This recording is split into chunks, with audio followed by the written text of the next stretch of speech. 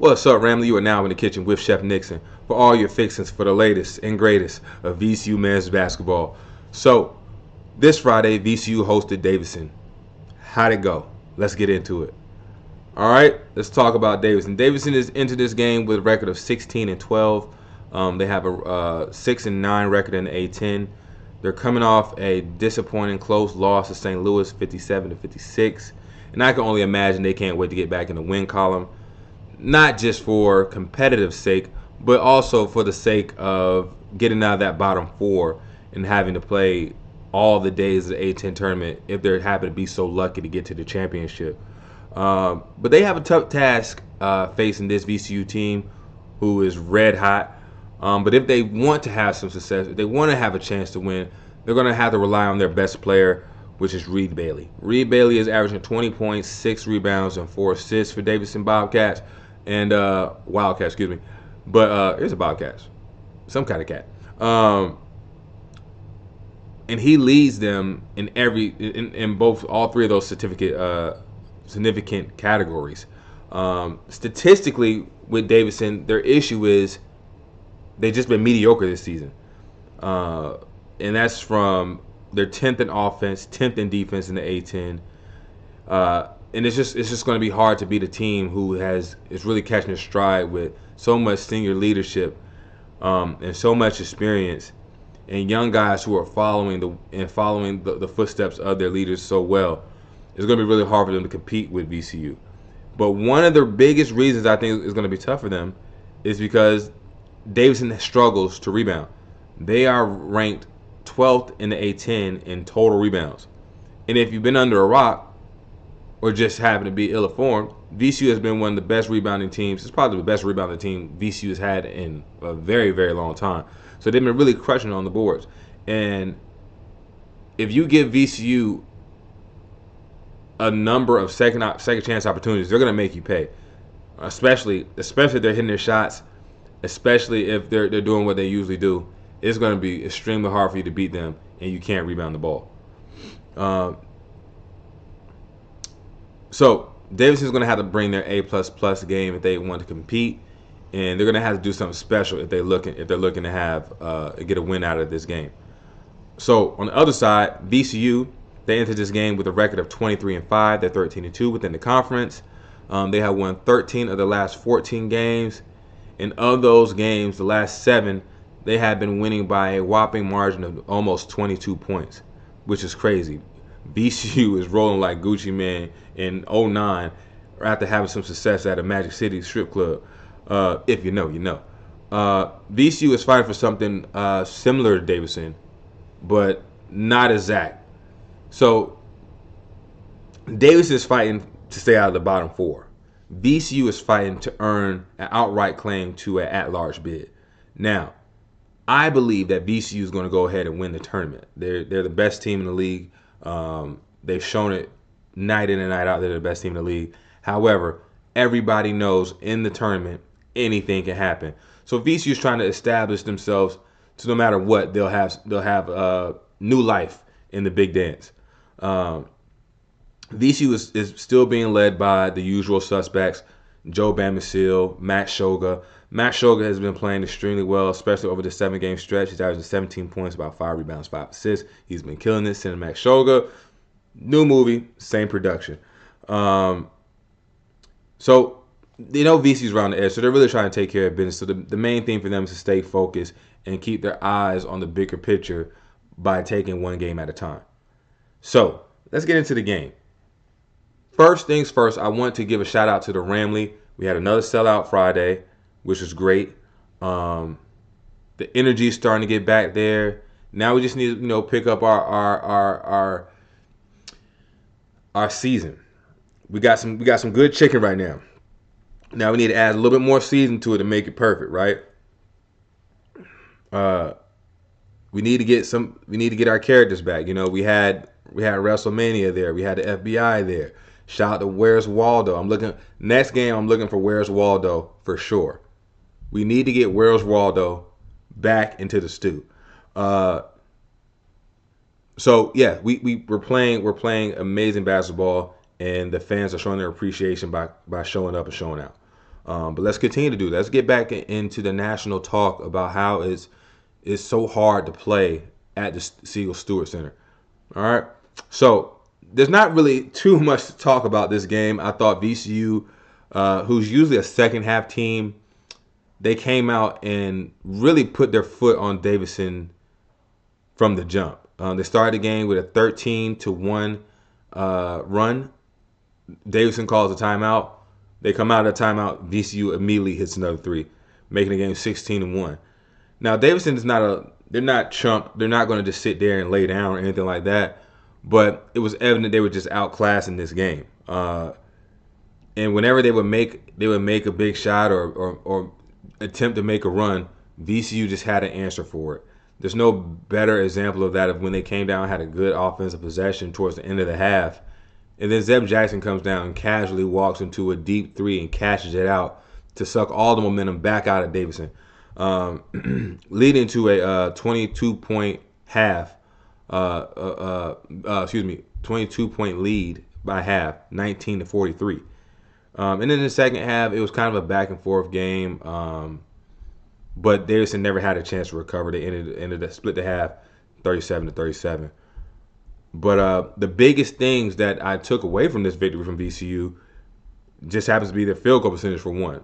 They shot 30 of 61 field goals for like 49.2%, basically 50% from the floor. They shot 40% from three.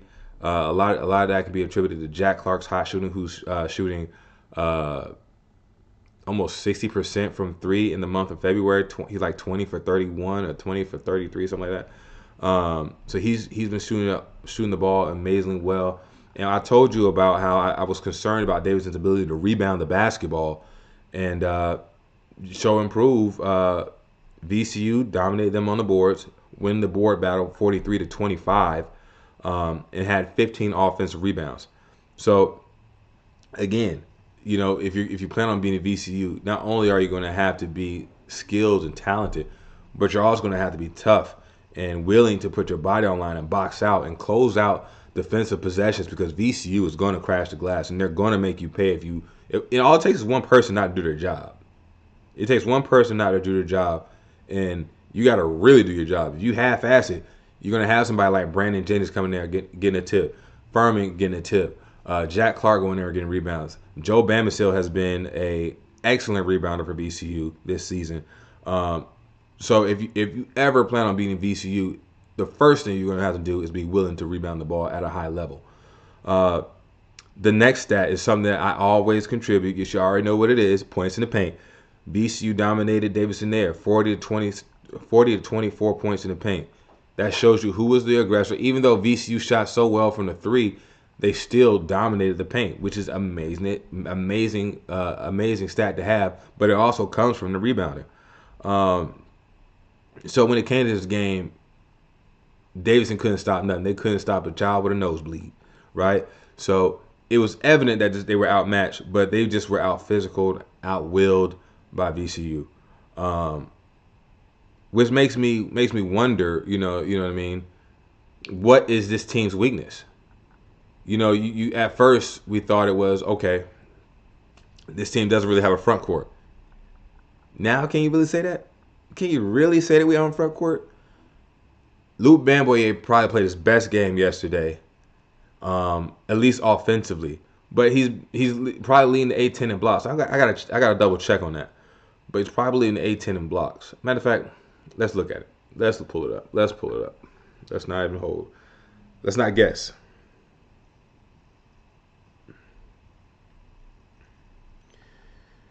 Let's see.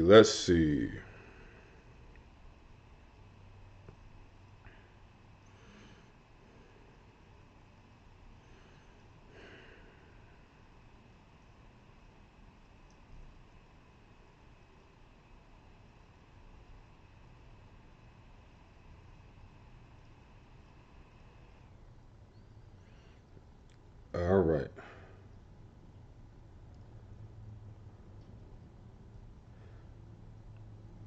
So Luke Bamgboye is third in the A10 in blocks.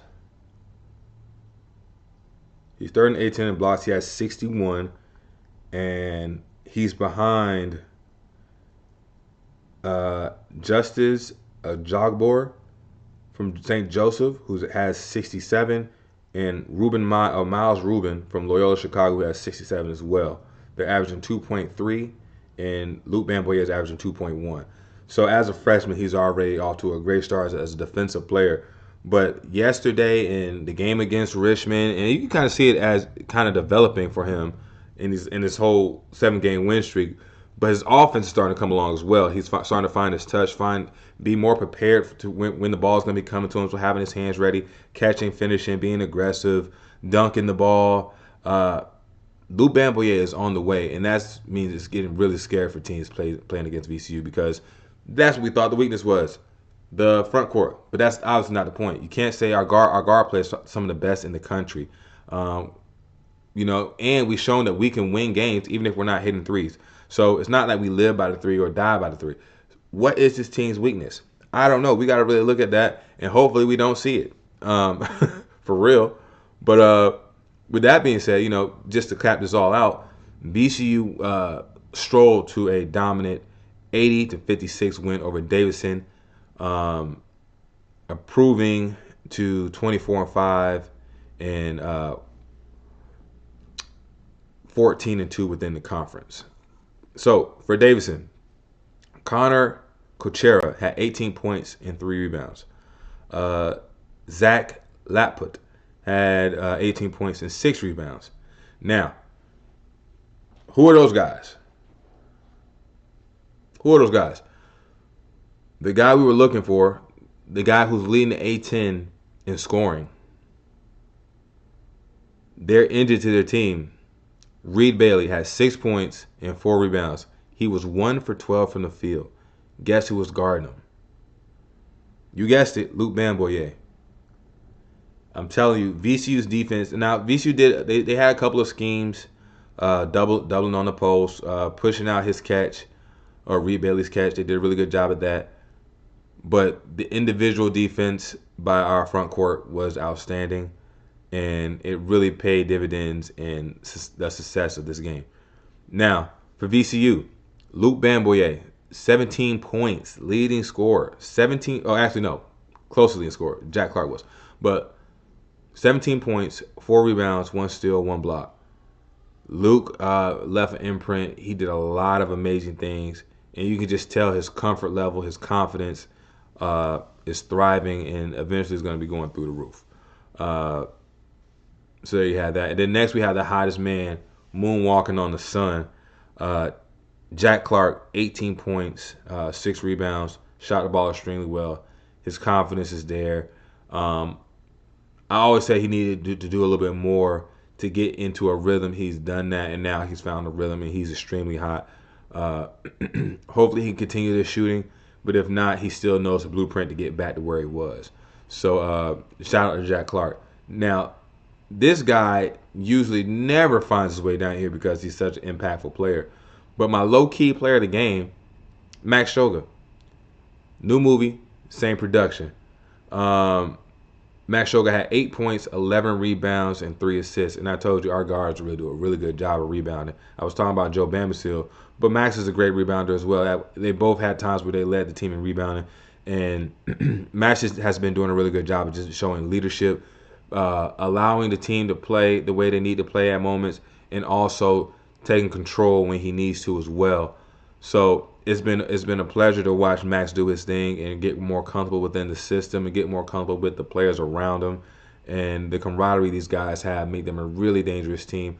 And not only are they skillful, not only do they rank high in so many statistical areas, but the biggest thing that I see from this team is the chemistry and togetherness that they have. And that is a team. That's a team that's dangerous. That's a team that can make a run. That's a team that is a big dance tournament, NCAA tournament team. So hopefully they take care of business so they can control their own fate. And if that doesn't happen and they have a slip up or something like that, hopefully the NCAA selection board does the right thing by putting the right teams in there. So with all that said, moving forward, this Tuesday, VCU will travel to Duquesne. Duquesne is 17-12, and they are 8-8 in the conference. So y'all know how I feel about teams that are 500. They're not only beating the bum teams, they're beating good teams as well, which means they can be up here when you're playing them or down here when you're playing them, and that makes them a wild card and low key very dangerous. So it's very imperative that VCU stays focused and ready to play. Um, and if you need more proof of that, this past Saturday, today's Sunday, this past Saturday, George Mason, second best team in the league, another team that we thought would be a tournament team. They went and got smacked by Duquesne by 17 points. 17 points. Absolutely smacked. Now that could be, a loser hangover. Once you lose a game, you lose a little bit of confidence, and then you just kind of sleepwalk into the next one, and that could be the thing that happened. But either way, you got to come out ready to play because, granted, you're not number one, but you're still a top team in the A10, and everybody's still gunning for you. So that even means more for VCU. VCU has so much on the line, and Lenardi is projecting them to be an 11 seed right now. And I can imagine if they drop any of these last two games, how quickly that could change. So they have to be prepared. Duquesne is led by Trey Dinkins, who's averaging 13 points, 3 assists, and Jashawn Colbert, who's averaging 9 points, 6 rebounds, and 2 assists. They're a 500 team, but we gotta be prepared. We gotta be prepared for them. Going on the road, the teams are gonna be hyped, be rowdy, and also let's not forget, Duquesne beat VCU last year in the A10 championship. Now, they were a completely different team. They had two guards that were extremely extremely good, and one of them being Trey Clark, a former VCU player. So I understand that they're not the same Duquesne, but at the end of the day, VCU has to maintain the same focus and don't drink the Kool-Aid as they move forward to Tuesday game. All right? So that's all I got for y'all. Thank y'all for listening. And and never forget, never quit, stay humble. Peace. I love y'all.